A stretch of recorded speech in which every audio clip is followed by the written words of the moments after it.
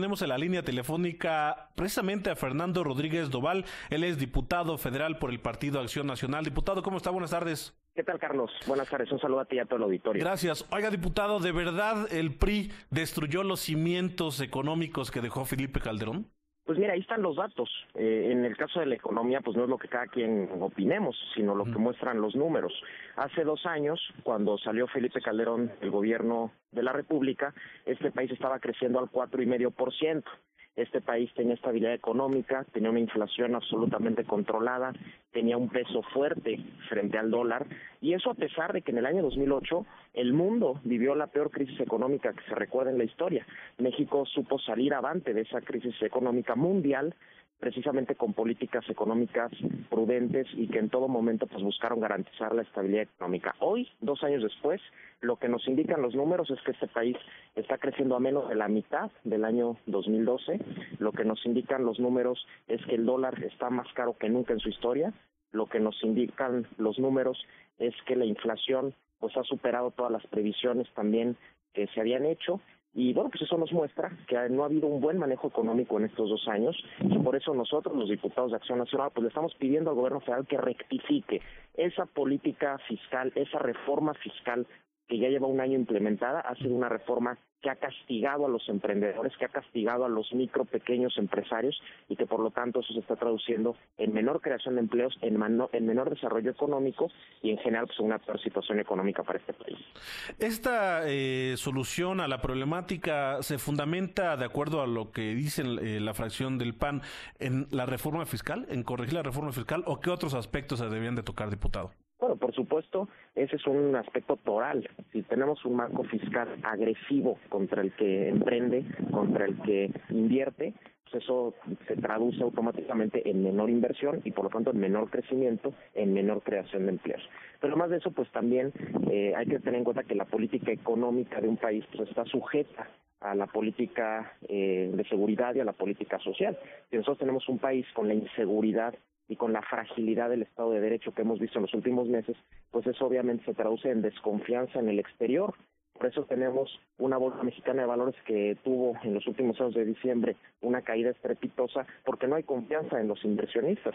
Por eso tenemos un dólar tan caro, porque la gente prefiere comprar dólares, prefiere ahorrar en dólares que ahorrar en pesos. Es decir, no hay confianza en la economía nacional, y en buena medida porque tenemos también una situación de inseguridad muy grave, una gran fragilidad en el Estado de Derecho. Entonces, por lo tanto, la solución tiene que ir en varias vías.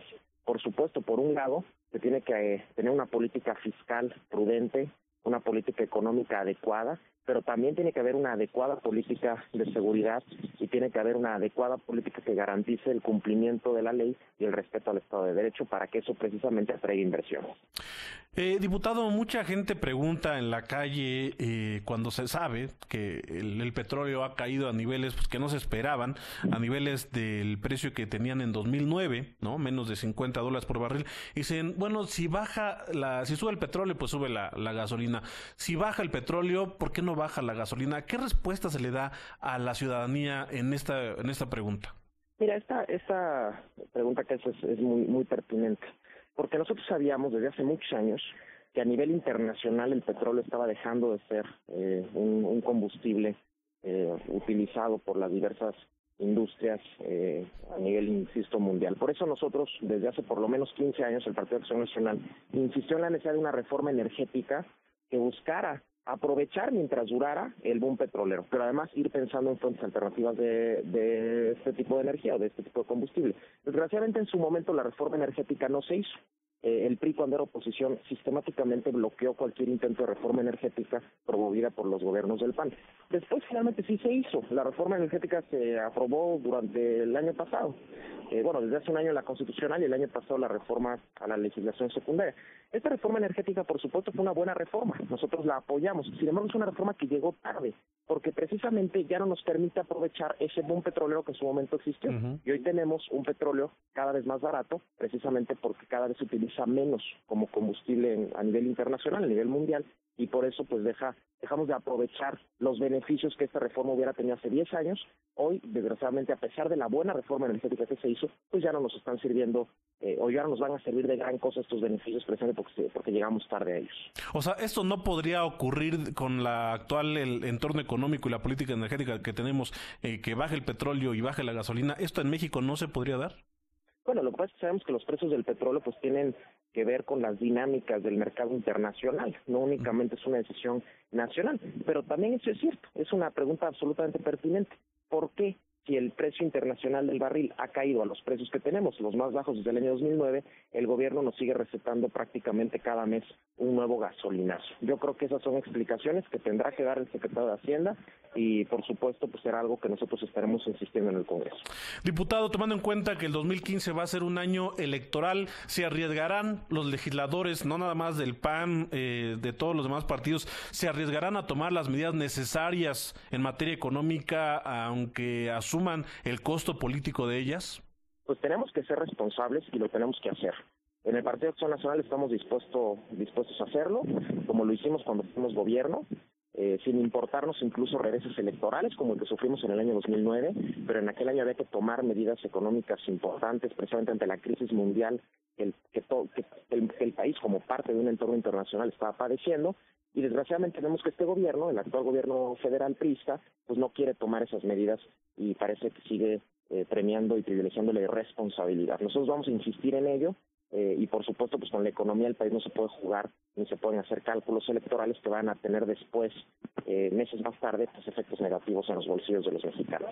Diputado Fernando Rodríguez Doval, por último, si se comienza a trabajar en el periodo ordinario en febrero próximo, ¿se contemplaría en todo caso llamar al secretario de Hacienda, llamar al gobernador del Banco de México, quienes manejan la política económica del país, para estructurar un nuevo modelo o en todo caso que les expliquen por qué no ha funcionado como va?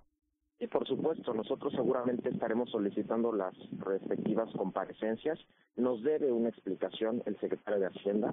Después de un año de implementada esta reforma fiscal tan nociva para la economía de los mexicanos, nos debe una explicación.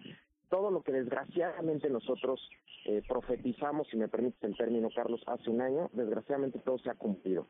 Menor crecimiento económico, más endeudamiento, menor dinero en los bolsillos de los mexicanos, más inflación, un dólar más caro. Todo lo que nosotros señalamos en su momento cuando votamos en contra de esta reforma fiscal se ha cumplido. Ahora tiene el secretario de Hacienda que darnos una explicación, pues por qué no se cumplió todo lo que él dijo que iba a traer la reforma fiscal, que ciertamente ha traído más recaudación para el Estado, pero la recaudación no es un fin en sí mismo, es simplemente un medio para que el Estado pueda tener más instrumentos para cumplir con las muchas obligaciones que tiene en materia de infraestructura, en materia social, en materia de seguridad, que eso tampoco, por cierto, lo ha cumplido. Entonces, eso sin duda será una explicación que nos va a quedar el secretario de Hacienda y que se la pediremos los diputados de Acción Nacional.